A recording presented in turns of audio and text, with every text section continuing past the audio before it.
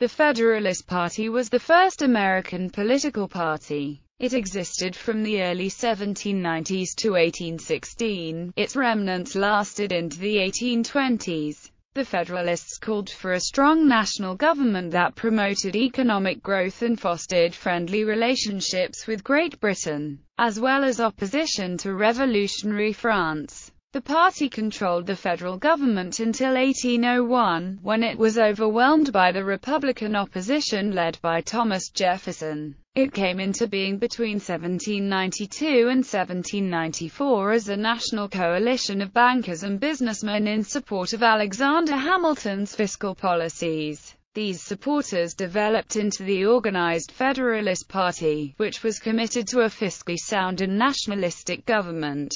The only Federalist president was John Adams, although George Washington was broadly sympathetic to the Federalist program. He remained officially nonpartisan during his entire presidency. Federalist policies called for a national bank, tariffs, and good relations with Great Britain as expressed in the Jay Treaty negotiated in 1794. Hamilton developed the concept of implied powers and successfully argued the adoption of that interpretation of the United States Constitution. The political opponents, the Democratic Republicans led by Thomas Jefferson, denounced most of the Federalist policies, especially the bank and implied powers, and vehemently attacked the Jay Treaty as a sellout of Republican values to the British monarchy. The Jay Treaty passed, and the Federalists won most of the major legislative battles in the 1790s. They held a strong base in the nation's cities and in New England. After the Democratic Republicans, whose base was in the rural South, won the hard-fought election of 1800, the Federalists never returned to power. They recovered some strength by their intense opposition to the War of 1812, but they practically vanished during the era of good feelings that followed the end of the war in 1815. The Federalists left a lasting legacy in the form of a strong federal government with a sound financial base.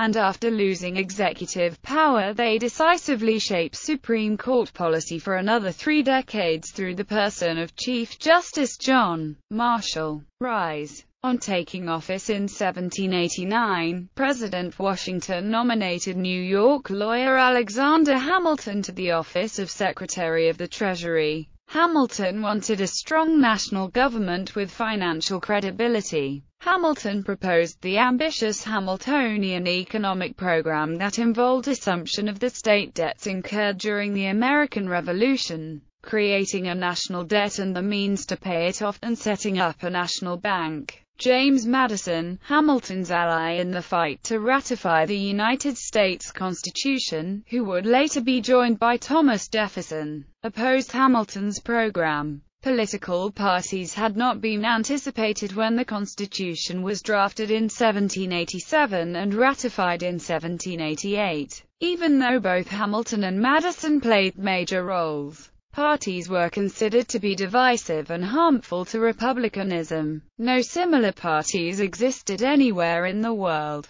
By 1790, Hamilton started building a nationwide coalition. Realizing the need for vocal political support in the states, he formed connections with like-minded nationalists and used his network of Treasury agents to link together friends of the government, especially merchants and bankers, in the new nation's dozen major cities. His attempts to manage politics in the national capital to get to his plans through Congress, then, brought strong responses across the country. In the process, what began as a capital faction soon assumed status as a national faction and then, finally, as the new Federalist Party. The Federalist Party supported Hamilton's vision of a strong centralized government, and agreed with his proposals for a national bank and heavy government subsidies. In foreign affairs, they supported neutrality in the war between France and Great Britain. The majority of the Founding Fathers were originally Federalists. Alexander Hamilton, James Madison, and many others can all be considered Federalists. These Federalists felt that the Articles of Confederation had been too weak to sustain a working government and had decided that a new form of government was needed. When Alexander Hamilton was made Secretary of the Treasury and came up with the idea of funding the debt, he created a split in the original Federalist group. James Madison greatly disagreed with Hamilton, not just on this issue but on many others as well. He and John Beckley created the Anti-Federalist faction. These men would eventually become the Republicans under Thomas Jefferson. By the early 1790s, newspapers started calling Hamilton supporters Federalists, and their opponents Democrats, Republicans, Jeffersonians, or Democratic Republicans. Jefferson's supporters usually called themselves Republicans, and their party the Republican Party. The Federalist Party became popular with businessmen and New Englanders. Republicans were mostly farmers who opposed a strong central government. The Congregationalists and the Episcopalians supported the Federalists, and other minority denominations tended toward the Republican camp. Cities were usually Federalist, frontier regions were heavily Republican. These are generalizations, there are special cases. The Presbyterians of Upland, North Carolina, who had immigrated just before the Revolution, and often been Tories, became Federalists. Catholics in Maryland were generally Federalists. The state networks of both parties began to operate in 1794 or 1795. Patronage now became a factor. The winner-take-all election system opened a wide gap between winners, who got all the patronage, and losers, who got none. Hamilton had over 2,000 Treasury jobs to dispense, while Jefferson had one part-time job in the State Department, which he gave to journalist Philip Freneau to attack the Federalists. In New York, however, George Clinton won the election for governor and used the vast state patronage fund to help the Republican cause. Washington tried and failed to moderate the feud between his two top cabinet members. He was re-elected without opposition in 1792. The Democratic Republicans nominated New York's Governor Clinton to replace Federalist John Adams as vice president, but Adams won. The balance of power in Congress was close, with some members still undecided between the parties. In early 1793, Jefferson secretly prepared resolutions introduced by William Branch Giles, congressman from Virginia, designed to repudiate Hamilton and weaken the Washington administration. Hamilton defended his administration of the nation's complicated financial affairs, which none of his critics could decipher until the arrival in Congress of the Republican Albert Gallatin in 1793. Federalists counterattacked by claiming the Hamiltonian program had restored national prosperity, as shown in one 1792 anonymous newspaper essay. To what physical, moral, or political energy shall this flourishing state of things be ascribed? There is but one answer to these inquiries. Public credit is restored and established. The general government, by uniting and calling into action the pecuniary resources of the states, has created a new capital stock of several millions of dollars, which, with that before existing, is directed into every branch of business, giving life and vigor to industry in its infinitely diversified operation. The enemies of the general government, the Funding Act and the National Bank may bellow tyranny, aristocracy, and speculators through the Union and repeat the clamorous din as long as they please, but the actual state of agriculture and commerce, the peace, the contentment and satisfaction of the great mass of people, give the lie to their assertions. Jefferson wrote on February 12, 1798. Two political sects have arisen within the U.S., the one believing that the executive is the branch of our government which the most needs support, the other that, like the analogous branch in the English government, it is already too strong for the Republican parts of the Constitution, and therefore in equivocal cases they incline to the legislative powers. The former of these are called Federalists, sometimes aristocrats or monocrats, and sometimes Tories. after the corresponding sect in the English government of exactly the same definition. The latter are styled Republicans, Whigs, Jacobins, Anarchists, disorganizers, etc. These terms are in familiar use with most persons. The term Federalist was considered by some to be misleading. Merrill Jensen, in his book, The American Revolution Within America, writes, "The supporters of the Constitution took the name Federalists and charged that its opponents were anti-federalist, and so they are known today." Men at the time knew better. They denied that the names reflected the real convictions of the men involved or the true nature of the government provided for by the Constitution. In 1789, when James Madison proposed to insert the word "national" in the part of the Bill of Rights providing that "no religion shall be established by law," Elbridge Gerry told Congress that the Anti-Federalists had objected to the injustice of that name because they favored a federal government, while the Federalists favored a national one. Madison's use of the word "national" showed that he, too, agreed. Party strength in Congress. Many congressmen were very hard to classify in the first few years, but after 1796 there was more certainty. Source: Kenneth C. Martis, The Historical Atlas of Political Parties in the United States Congress, 1789 to 1989. The numbers are estimates by historians.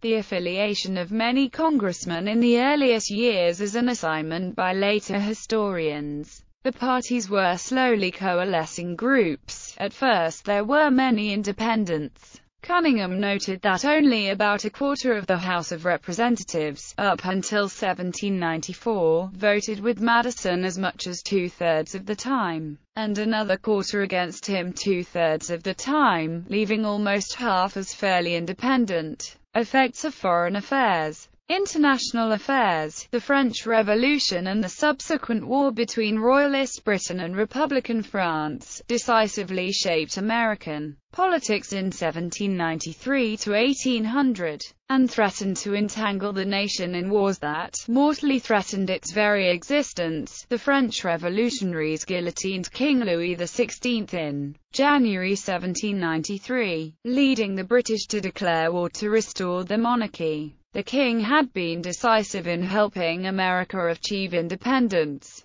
Now he was dead, and many of the pro-American aristocrats in France were exiled or executed. Federalists warned that American Republicans threatened to replicate the horrors of the French Revolution, and successfully mobilized most conservatives and many clergymen. The Republicans, some of whom had been strong Francophiles, responded with support, even through the Reign of Terror, when thousands were guillotined, though it was at this point that many began backing away from their pro-France leanings. Many of those executed had been friends of the United States, such as the Comte d'Estaing, whose fleet had fought alongside the Americans in the Revolution. The level of rhetoric reached a fever pitch. Paris in 1793 sent a new minister, Edmond Charles Genet, who systematically mobilized pro-French sentiment and encouraged Americans to support France's war against Britain and Spain. Genet funded local Democratic Republican societies that attacked Federalists. He hoped for a favorable new treaty and for repayment of the debt owed to France. Acting aggressively, Genet outfitted privateers that sailed with American crews under a French flag and attacked British shipping. He tried to organize expeditions of Americans to invade Spanish Louisiana and Spanish Florida. When Secretary of State Jefferson told Genet he was pushing American friendship past the limit, Genet threatened to go over the government's head and rouse public opinion on behalf of France. Even Jefferson agreed this was blatant foreign interference in domestic politics. Genet's extremism seriously embarrassed the Jeffersonians and cooled popular support for promoting the French Revolution and getting involved in its wars. Recalled to Paris for execution, Genet kept his head and instead went to New York,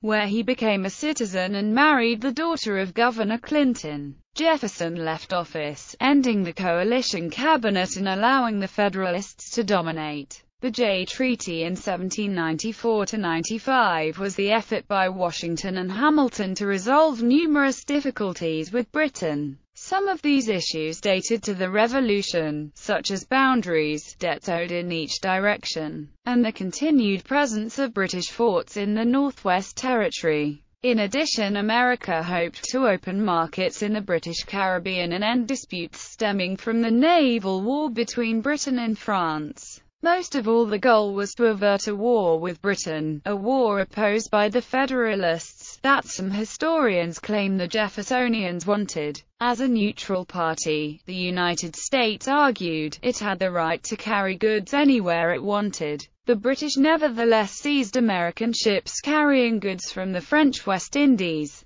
The Federalists favored Britain in the war, and by far most of America's foreign trade was with Britain, hence a new treaty was called for. The British agreed to evacuate the western forts, open their West Indies ports to American ships, allow small vessels to trade with the French West Indies, and set up a commission that would adjudicate American claims against Britain for seized ships, and British claims against Americans for debts incurred before 1775. One possible alternative was war with Britain, a war that America was ill-prepared to fight. The Republicans wanted to pressure Britain to the brink of war. Therefore, they denounced the Jay Treaty as an insult to American prestige, a repudiation of the French alliance of 1777, and a severe shock to Southern planters who owed those old debts, and who were never to collect for the lost slaves the British captured. Republicans protested against the treaty, but the Federalists controlled the Senate and they ratified it by exactly the necessary two-thirds vote, 20–10. In 1795, the pendulum of public opinion swung toward the Republicans after the treaty fight, and in the South the Federalists lost most of the support they had among planters.